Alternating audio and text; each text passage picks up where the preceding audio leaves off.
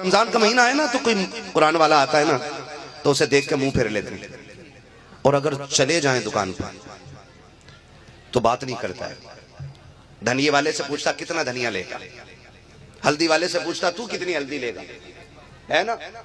वो जीरे वाले से पूछ रहा है, गरम मसाले वाले से पूछ रहा है, और इतनी ऊंची टोपी लगा के कुरान वाला खड़ा है, इसको कोई भाव ही नहीं दे रहा है। यानी कि तेरी नजर में धनिये की औकात ज्यादा है, मौलवी की कम। हल्दी के खरीदार की वैल्यू तेरी नजर में कुरान वाले से ज्यादा है। बहुत गौर से मेरी बात सुनिएगा, मैं आपके बीच का हूं, आसमान से नहीं उतरा हूं। आप मेरे हो, मैं आपका हूं। बिल्कुल बिल्कुल। अगर मौलाना कहे भाई कहीं और भी जाना, जरा 2 मिनट बाद सुन ले, तो कह रहा है तुम्हें कोई काम थोड़ी है, तुम खड़े रहो। ये जुमले बोले जाते, तुम्हें कोई काम थोड़ी है, खड़े रहो। देख नहीं रहे हो मैं बिजी हूं, देख नहीं रहे हो कि मेरी दुकान पे भीड़ कितनी है।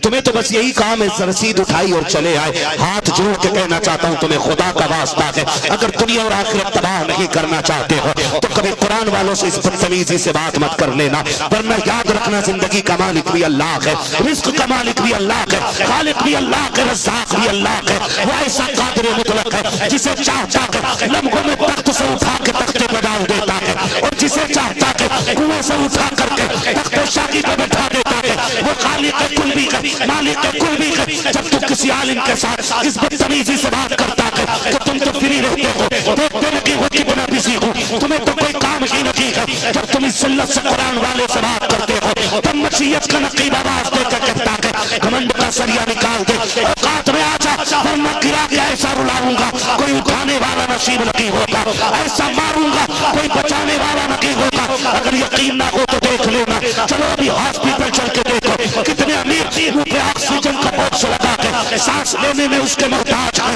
आंखों में आंसू है, तड़प रहे हैं, न जिंदगी मिल रही है न मौत मिल रही है। तब मसीहत का नकीब झंझोड़ के कहता है मैंने तुझसे कहा था कि नहीं कहा था, ये घमंड का सरिया निकाल दे, वरना ऐसी गर्दन तोड़ूंगा कोई बचाने वाला नहीं होगा। चलो हॉस्पिटल चल करके देखो कितने उधार की सांसें ले रखे हैं, कितने एक सांस के लिए लड़ लगे हैं। जाओ जाकर के देखो, खुदा की कसम बड़े बड़े दौलत वाले एक सांस के लिए तड़प रखे हैं, उनके रिश्तेदार जूस लेके जाते हैं, फल लेके जाते हैं, केले लेके जाते हैं, लेकिन वो देख के रोना शुरू कर देते हैं। अब हाथ भी नहीं हिल रखे हैं, पैर भी नहीं हिल रखे हैं, देख के रो रखे हैं। क्यों रो रखा है? क्या तुझे भूख लगी है? वो कहेगा नहीं नहीं, मैं तो इसलिए रो रहा हूँ, वो जूस लाने वालों अब मुझे इसकी जरूरत नहीं है, फल लाने वालों मुझे इसकी जरूरत नहीं है। अगर ला रखे थे तो मेरे लिए सूरह यासीन का तोहफा ले आते, मेरे लिए सूरह मुल्क का तोहफा ले आते।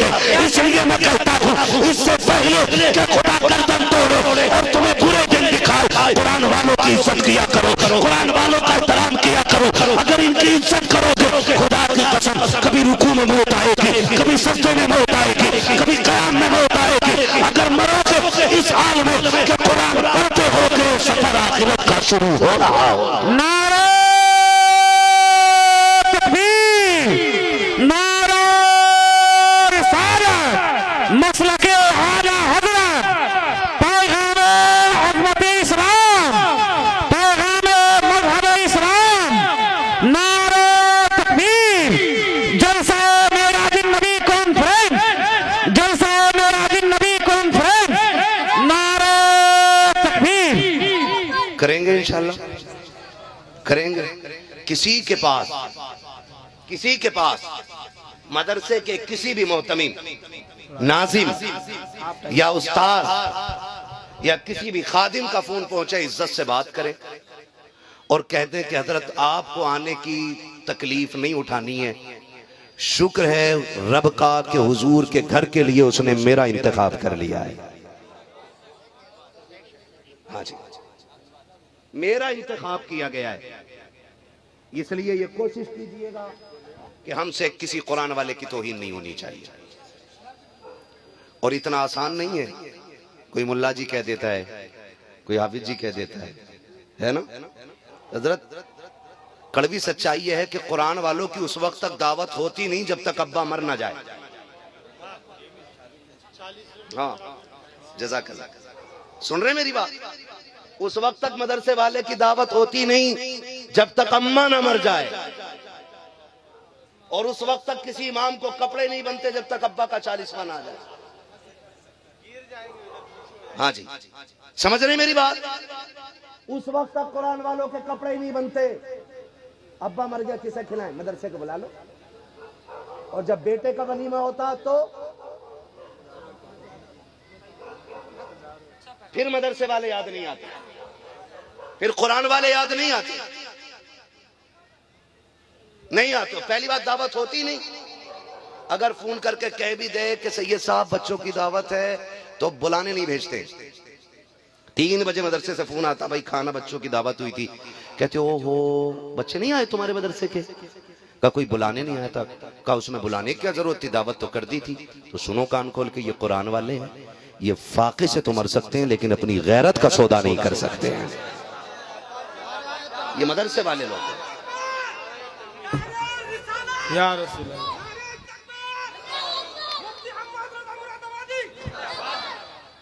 अगर आपको ये लगता कि दावत कर दी और ये फिर खुद आए और खा के चले जाएं तो धोखे में ना रहिए। और अगर ये आ जाए तो बेटा क्या कहता, अब्बा जी हाफिज जी लोग आए। अब्बा जी आप इधर देखें, अब्बा जी हाफिज जी लोग आए, खाना किधर खिलाना है? तो पता अब्बा क्या कहता, वो कोने में चटाई डाल के खिला दो। बेटा क्या अब्बा ये कुर्सियां हैं? करना ना, ये तो वीआईपी लोगों के लिए। कौन वीआईपी होता जी? हमने पूछा बताओ चचा जी वीआईपी कौन है? का खड़े हो जाओ, थोड़ी देर में पता लग जाएगा। खड़े हुए देखा गाड़ियां आई, शीशे खुले, विंडो खुली, उतरे, देखा जूता 12,000 का है, कोट 24,000 का है ना, चश्मा 18,000 का है, कैप 5,000 का है, घड़ी 70,000 की है। वो चले टेबल की तरफ, वीआईपी कुर्सियां पड़ी, बैठ के जाकर के कहा देखा ये वीआईपी है। मैंने कहा कैसे? कहा देखो इनके जूते कीमती हैं, इनकी घड़ी कीमती है, इनका लिबास कीमती है। मैंने कहा यार ये बताओ, ये जो मेरिट बनाया है, ये जो लेवल तैयार किया है, ये बड़े बड़े प्रोफेसरों ने बैठ के तैयार किया, पढ़े लिखे लोगों ने बनाया है, या खुद अपने दिमाग से कह रहे हो? कहा नहीं जी इसको तो किसी ने नहीं बनाया है। मैंने कहा इनके वीआईपी होने की वजह क्या है? कहा इनका कीमती लिबास है। मैं पूछना चाहता हूं, अगर लिबास कीमती की बुनियाद पे आप वीआईपी कह रहे हो तो आपकी कैसे मान लूं कि जो जिसका जूता कीमती है वो वीआईपी होता है, जिसका लिबास कीमती है वो वीआईपी होता है, जिसकी ड्रेस कीमती है वो वीआईपी होता है। मैंने कहा मैं उसकी मानूंगा जिसके कहने से मैंने एक खुदा को बगैर देखे मान लिया है। मैं तो उसकी मानूंगा जिसने कहा जन्नत है, बगैर देखे मैंने मान ली। जिसने कहा दोज़ख है, बगैर देखे मैंने मान ली। मैं मुस्तफा की मानूंगा। वीआईपी कौन होता है? तब मेरे नबी ने कहा खैरुकुम मन तअल्लमल कुरान वअल्लमहु। वीआईपी वो होता है जो कुरान सीखा करता है, कुरान सिखाया करता है। वाह वाह वाह वाह, हम वीआईपी उसे कहते हैं। सुभान अल्लाह, क्या बात है, सुभान अल्लाह सुभान अल्लाह। नारे तकबीर, ना हाथ उठा के बोलिए नारे तकबीर, नारे रिसालत, उलमाए अहले सुन्नत, फैजाने मदरसा। वाह वाह सुभान अल्लाह। वीआईपी वो होता है जो कुरान सीखा करता है, कुरान सिखाया करता है। और ये बात उसने कही है कि जिसकी शान ये है कि वो ज़बान जिसको सब कुन की कुंजी कहे, उसकी नाफिज हुकूमत पे लाखों सलाम। उसने कही है बात। हाँ थोड़ा सा इसके टीटी बंद करें। इसलिए कोशिश कीजिएगा कुरान वालों को इज्जत देंगे इंशाल्लाह। बोलो देंगे इंशाल्लाह। कुरान वालों को इज्जत दीजिएगा, क्योंकि जब तुम उसे इज्जत देते हो तो कुरान खुद देखता है। अगर कुरान, ये पढ़े लिखे लोग बैठे हैं, ये ताकत रखता है कि क़यामत में पढ़ने वाले का हाथ पकड़ के रब से जन्नत दिलाएगा। अगर कुरान शफाअत करने का हक रखता है तो कुरान शिकायत करने का भी हक रखता है। ख्याल कीजिएगा कुरान को हमसे शिकायत ना हो जाए, वरना ऊपर तीजा हो रहा होगा, अंदर लठियां चल रही है। ये बता दे रहा हूं। हाँ ख्याल कीजिएगा, अपनी भी बचा लें, थोड़ी सी बचा के चलें, आखिर थोड़ी कब्र बचा के चलें। और ऐसे ही कोई हाफिज नहीं बन जाता। ये कोई एक रात की चारपाई है जिस पे लिटाया और सुबह तक हाफिज जी हो गए? है कोई ऐसा फार्मूला कि लिटाया और सुबह तक? ढक्कन खोला, हाफिज जी पूरे। कितने साल में? कोई 3 साल में हाफिज बनता है, कोई 4 साल में हाफिज बनता है, कोई 5 साल में हाफिज बनता है। और खाली ये मेहनत सिर्फ पढ़ने वाले की नहीं होती, पढ़ाने वाले की भी मेहनत होती है। पढ़ाने वाले की भी इसमें मेहनत शामिल है। 3 बजे उठना पड़ता है, 4 बजे उठना पड़ता है। किशनगंज कहाँ यहाँ से, कटिहार कहाँ यहाँ से, मधुबनी कहाँ यहाँ से, दरभंगा कहाँ यहाँ से, है ना भाई? है भाई? कितना फासला होगा यहाँ से? 1200। ये बच्चे यहाँ पढ़ने आए, माँ बाप साथ हैं इनके। बोलो, आप सारी औलाद वाले होंगे उम्मीद करता हूं जो शादीशुदा हैं। आप जब शाम को थक के काम करके घर आते तो सच बताना, आप थकन उतारने के लिए कोई एनर्जी ड्रिंक लेते, कोई कैप्सूल खाते? नहीं ना। हर बाप की थकन तो ऐसे उतर जाती है जब बच्चे दौड़ के बाप के सीने से आके लगते हैं, बाप की थकन उतर जाया करती है। ऐसे ही उतरती है ना थकन। बोल सकते हैं तो बोले भाई, अगर यहाँ टैक्स बोलने का ना हो, दिल्ली है भाई, डर लग रहा है, क्या पता यहाँ बोलने का भी पैसा लगता हो, कहीं पता चले इतना नजराना ना जितना टैक्स भर के जा रहा मौलवी। खैर कोई नहीं, आप जाग रहे हैं, अल्लाह सलामत रखे। तवज्जो है ना सारे लोग? मैंने क्या कहा आपसे कि आप घर आते हैं तो बच्चों की मुलाकात थकन उतार देती है। मैं उन माओं को सलाम करता हूं जिन्होंने बच्चों को कुरान के नाम वक्फ कर दिया। वक्फ ही किया है, इसे वक्फ से बेहतर कोई जुमला मैं नहीं दे सकता। वरना मां का बेटे के साथ रिश्ता यह होता है, अगर 2 घंटे बेटा ना मिले, मां दुपट्टा सर पे डाल के चौक में आ जाती है। हर गुजरने वाले से पूछती है, मेरा गुड्डू देखा है, मेरा पप्पू देखा है, मेरा लाल देखा है? अगर खबर कहीं ना मिले ना, मां का कलेजा मुंह को आने लगता है और रो के कहती, हाय मेरा लाल कहां चला गया? मुझे बता, जो मां अपने लाल को 2 घंटे नजरों से दूर नहीं रख सकती, उस मां की हिम्मत को सलाम न करें जिसने 3 साल के लिए बेटा बिहार से दिल्ली की सरजमीन पे कुरान के लिए भेज दिया हो। आसान नहीं है, खेल नहीं है, बड़ा रिश्ता होता है मां बाप का औलाद के साथ। अल्लाह करे ये बात औलाद की समझ में आ जाए। हम तो पढ़ के और स्टार कंधे पे लगा के भूल जाते हैं कि हम पे भी किसी का एहसान है। हमारी जेब पे कलम क्या लग गए, हम भूल गए कि माँ बाप भी कोई शय है। आज जिस बाप को बाप कहते हुए शर्म आती है ना, औकात में रह के बात करना। अगर इसने मिट्टी में कपड़े न साने होते तो आज तेरे कंधे पे ये 4 स्टार लगे नहीं होते। बाप की कदर किया करो। जब बाप ना हो तो जिंदगी बड़ी मुश्किल कटती है, और बाप होता है तो जवानी कब आ गई पता ही नहीं चला। मैंने कहा नसीब की बात है, बाप ने लिखा कलाम बेटे ने पढ़ के सुनाया। मैंने कहा खुशनसीबी है, वरना कितने बेटे ये सोच के रोते हैं, काश मैं अपने बाप को एक नात सुनाता, काश अपने बाप के सामने मैं कलाम पढ़ता। कितने बेटों के ख्वाब रह जाते। इसलिए हर बेटे से कहना चाहता हूं, अगर बाप के कपड़ों पे पैबंद लगाए ना, तो उस पैबंद की वजह तेरी कामयाबी है। कभी बाप की खांसी से परेशान होकर चौखट के बाहर ना निकालना। हाँ, अब तो कहते हैं भाई नया दौर आ गया है, 10 फीट के मकान में अब्बा को रखें कि हम रहें। सुन, अगर जन्नत बेहिसाब लंबी चौड़ी चाहता ना, तो माँ बाप की खाट से खाट बांध के रखा कर। एक बार बीवी कह देती है तुम्हारे अब्बा की खांसी से परेशान हूं मैं, खाना नहीं खा पा रही, मुझे पलटी हो रही है, सीधा कर कोई बात नहीं, अब्बा की चारपाई बाहर कर देते। और बाप ने अगर डांट दिया ना, बीवी कह रही तुम्हारे अब्बा कंट्रोल से बाहर रहते, तो पता माँ बाप के बारे में आज का निकम्मा बेटा क्या कहता, कहता सुन गुस्सा ना किया कर, ये कुत्ते की तरह भौंकते रहते, इन्हें भौंकने दे, ये कितने दिन के मेहमान हैं, जब मर जाएंगे पूरे घर पे तेरे कब्जा होगा। कुत्ते की तरह भौंकते रहते, कुत्ता समझ के भूल जाया कर। खुदा का वास्ता दे के कहता हूँ, अगर ये नजरिया हम पालते हैं कि इनके जाने से एक कमरा और खाली हो जाएगा, इनके निकल जाने से आंगन में जगह बन जाएगी, गलत सोचते हो। जिस दिन ये सफेद कफन लिपट के चले गए उस दिन पता चलेगा। खुदा की कसम, अगर माँ बाप चले जाए तो घर कब्रिस्तान के अलावा कुछ और नजर नहीं आया। अल्लाह सुभान अल्लाह। घर सिर्फ एक कब्रिस्तान बन के रह जाता है माँ बाप के जाने के बाद। और बच्चा कह रहा है नहीं नहीं तुम्हारी खांसी से दुख हो रहा है।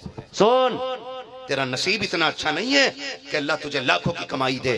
ये तो एहसान है इन तेरे बूढ़े माँ बाप का, इन कमजोर लोगों का, जिनकी एक एक सांस से राजी हो के खुदा तेरे घर में रिज़्क़ की बारिश फरमाता है।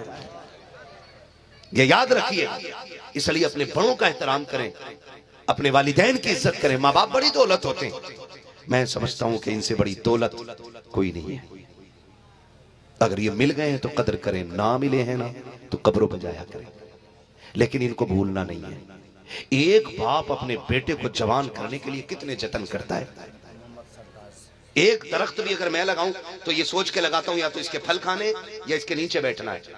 वो 5-10 साल में अगर वो घुन जाए, पत्ते हरे ना हो या फल ना आए तो मैं कटवा देता हूं। अगर एक दरख्त के लिए आदमी इतनी उम्मीदें मानता है तो फिर एक बेटे से बाप की कितनी उम्मीदें बंधी होती होंगी। क्या इसलिए बाप तुम्हारे लिए रातों रात जागता रहा कि जब जवानी में तुम कदम रखो और बाप बूढ़ा हो जाए तो तुम उसे घर की छत के नीचे न बैठने दो? क्या इसीलिए उसने ये तुम्हें पाला था कि एक बाप तुम्हें बोझ लगने लग जाए? बाप की बड़ी कुर्बानियां होती हैं। वक्त होता तो मैं बताता, बस इतना समझ लीजिएगा, इतना समझ लीजिएगा कि बाप के बगैर जवानी हाथ नहीं आती है, और आ भी जाए तो किसी काम की नहीं होती है।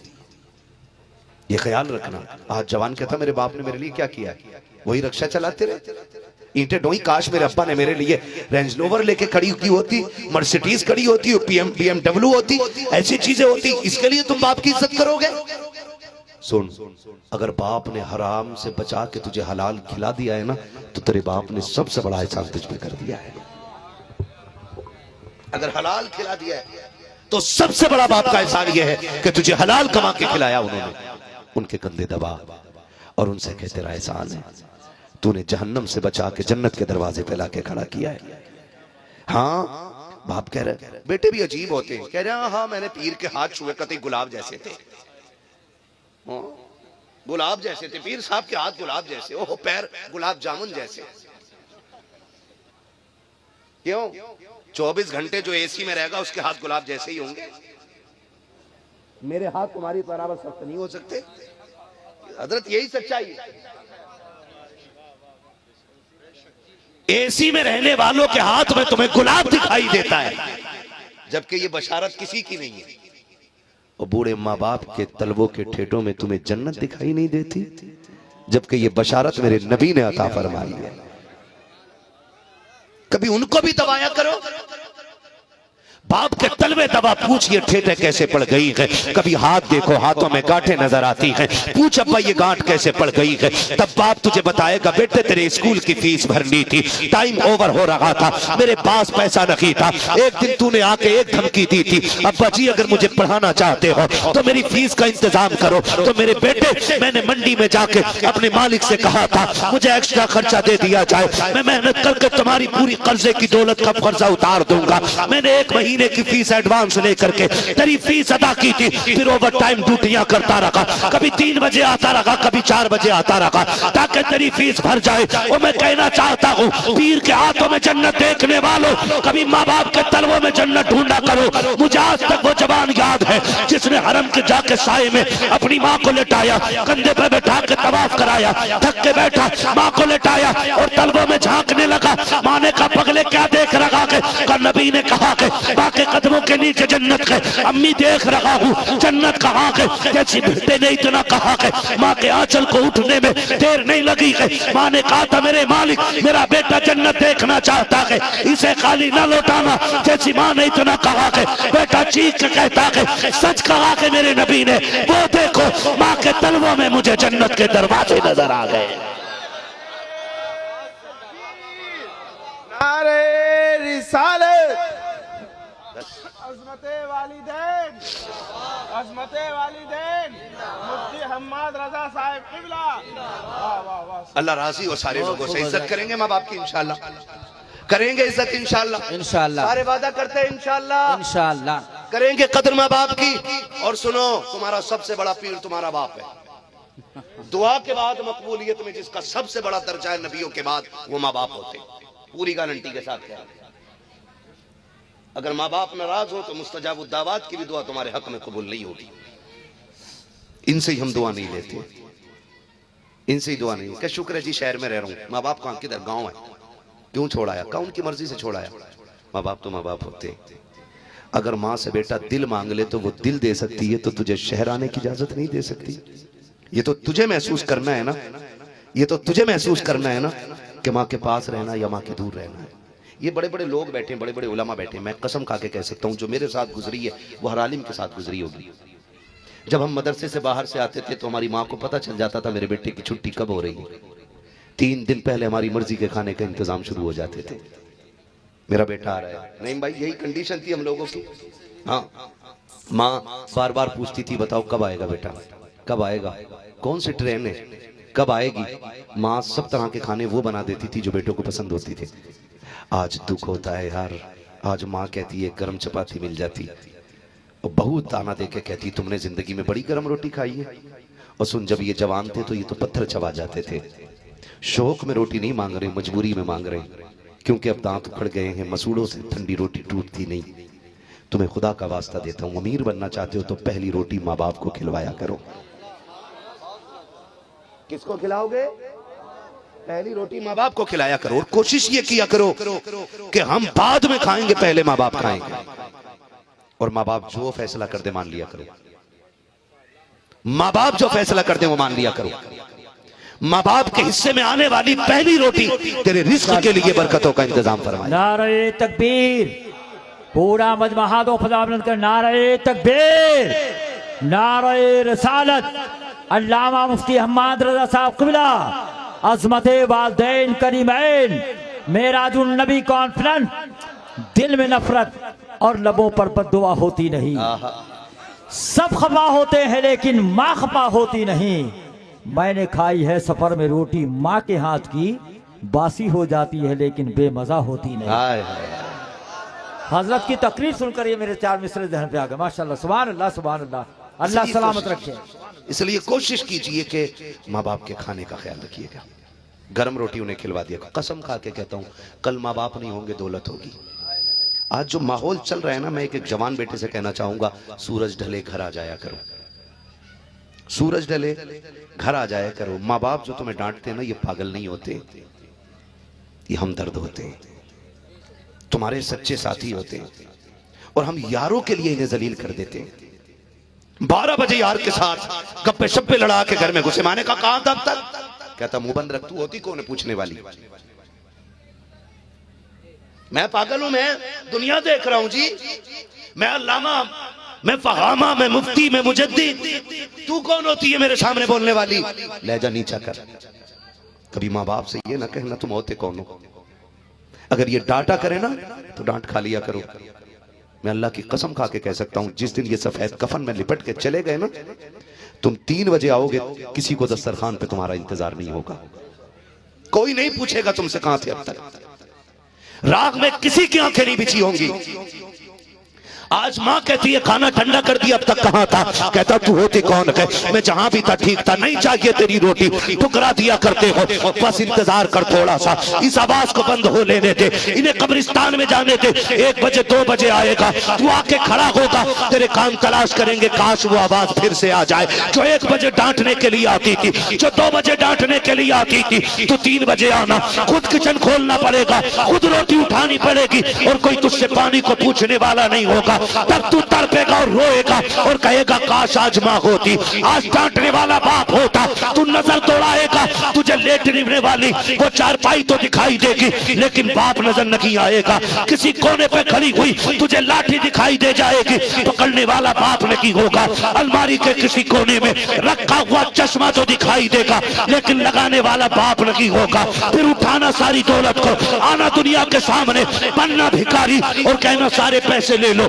एक बार बाप का चेहरा दिखा दो, एक बार माँ की आवाज सुना दो। खुदा की कसम सारी दौलत लेकर भी कोई तुम्हें माँ का चेहरा नहीं दिखा सकता है, इसलिए कि दौलत मेहनत से मिलती है, माँ बाप खुदा की रहमत से मिलाकर।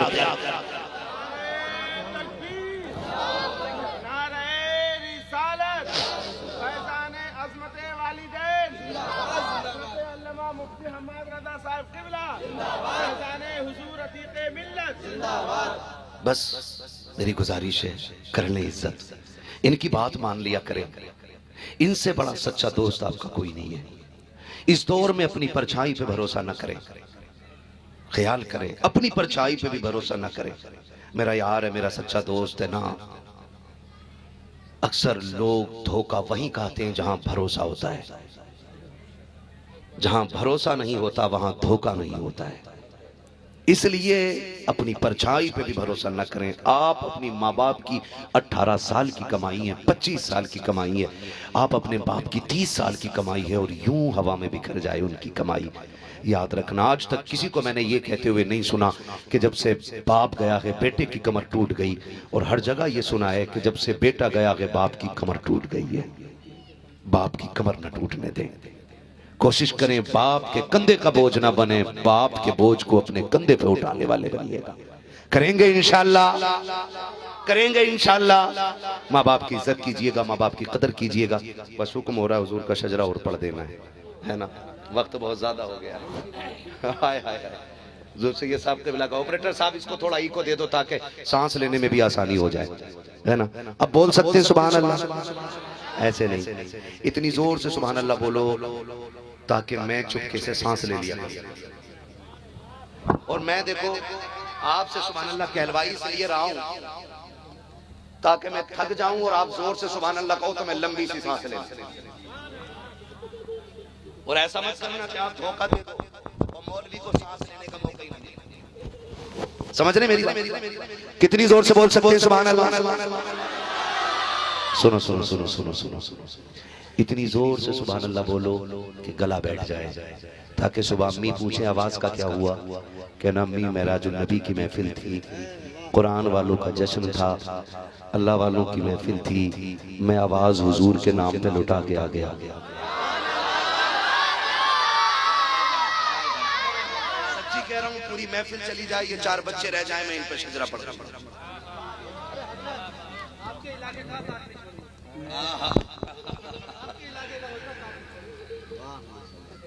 वादी रजा की कोहे हिमालय रजा का है, जिस समत देखिए वो इलाका रजा का है जी। अपना कोई नहीं है, ना अपना कोई इलाका है, ना अपनी कोई जिंदगी है।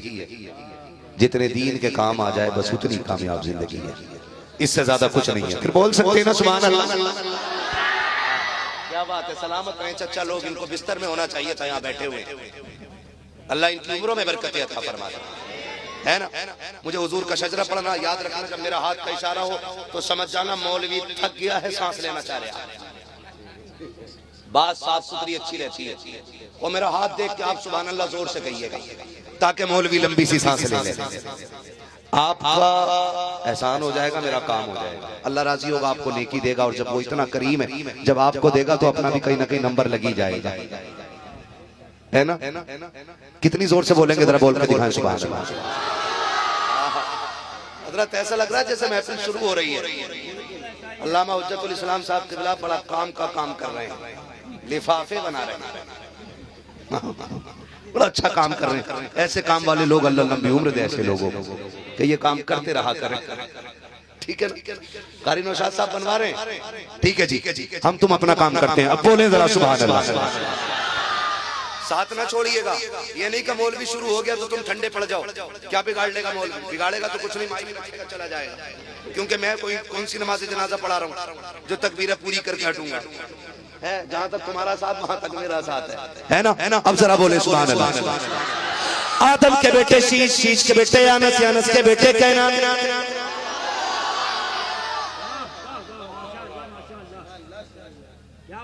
देखो भाई, घूर के मुझे कोई ना देखे, पैसे चाहे सारे ले जाए उठा के, तय बन गई है। घूर के नहीं देखेंगे, बोले सुभान अल्लाह।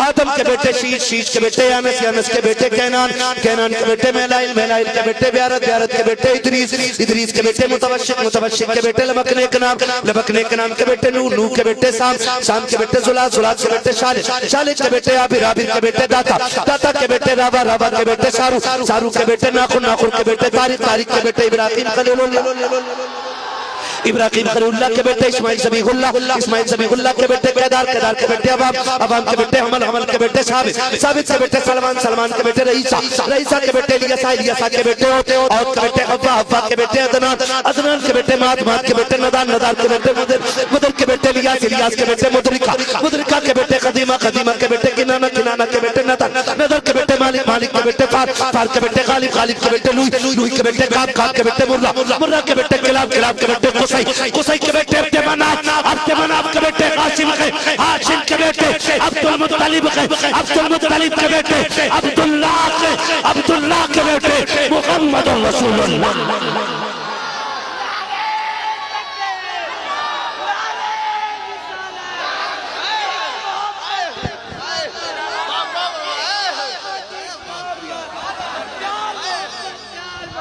आला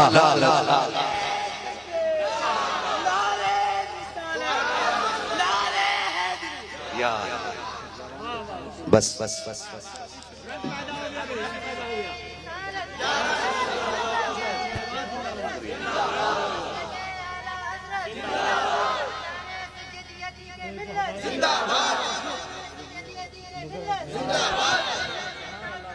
जज़ाक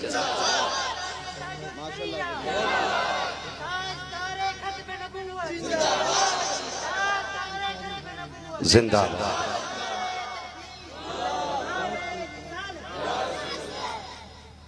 राजी हैं सारे लोग, मगर ऐसा ना हो कि नारे की गूंज में पूरी तकरीर भूल जाए। मैं फिर से पूरी तकरीर दोहरा दूं, दोहरा दे रहा हूं। कुरान वालों की इज्जत करेंगे इंशाअल्लाह, अपने पीछे कुरान वाले छोड़ेंगे इंशाअल्लाह, अपने बच्चों को कुरान सिखाएंगे, वादा करें इंशाअल्लाह, कुरान वालों की खिदमत करेंगे जोर से इंशाअल्लाह, माँ बाप की इज्जत करेंगे, माँ बाप के फैसलों पर राजी रहेंगे, इनकी दुआएं हासिल करेंगे, उलमा का एहतराम करेंगे। ये मेरी पूरी तकलीफ थी, ठीक है ना? इन पे सारी बातों पे अमल रहना चाहिए। बस आखिर में कर्ज कर लूं, अभी हुजूर सैयद साहब क़िबला ने हमारे सर के ताज हैं, हम सैयदों को, इनके एहतराम को अपने ईमान का हिस्सा मानते हैं, ठीक है ना? अभी सैयद साहब क़िबला ने कहा कि मेरे पास कई सारी तारीखें पेंडिंग में हैं, और वाकई हजरत की रसाई तो मेरे बाप तक है। वो कहते हैं ना, तू क्या, मैं तो तेरे बाप को भी जानता हूँ। हजरत की रसाई मेरे वालिद गिरामी तक है।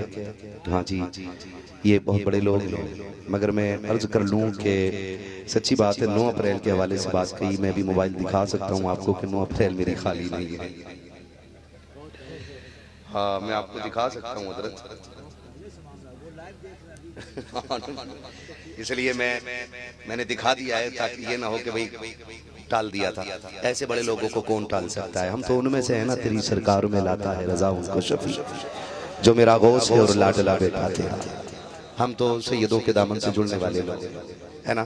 तो माजरत चाहूँगा, मैं जिन तक नहीं पहुँच पा रहा हूँ, थोड़ी सी मसरूफियत रहती है, ये भी आप लोगों का प्यार है। अगर आप लोग ये प्यार ना करते तो शायद मैं बिजी ना रहता। मैं तो सच कहता हूँ, सीधी बात यह है, हम तो किसी खेत में बैठे हुए घास काट रहे होते, आज जो जहाजों में उड़ रहे हैं ये मेरे नबी के जिक्र का है, ये सच्ची बात है, हुजूर के जिक्र का सदका है। नात खानी मौत भी हमसे छुड़ा सकती नहीं, कब्र में भी मुस्तफ़ा के गीत गाते जाएंगे। बस जो हुए गलत उनको माफ फरमाए रब्बे कायनात। जिंदगी ने दिया साथ, फिर होगी मुलाकात, चमन रहा फूल खिलेंगे, जिंदगी रही फिर मिलेंगे, मुसाफिर हम भी मुसाफिर तुम भी, किसी मोड़ पर फिर मुलाकात होगी। फकीरान आए सदा कर चले, सदा खुश रहो ये दुआ कर चले। सारे लोग कलमा शरीफ पढ़ लीजिए, ला इलाहा। हुजूर सैयद साहब क़िबला हुजूर अतीक़ मिल्लत के इसाले सवाब की नियत से ईमानदारी से एक बंदा कलमा पढ़े, ला इलाहा इल्लल्लाह, और जोर से ला इलाहा इल्लल्लाह, अस्तग़फिरुल्लाह रब्बी मिन कुल्लि ज़ंबि व अतूबु इलैहि व मा अलैना इल्लल बलाग। अस्सलामु अलैकुम व रहमतुल्लाहि व बरकातहू। बैठे रहिएगा, अभी कोई ना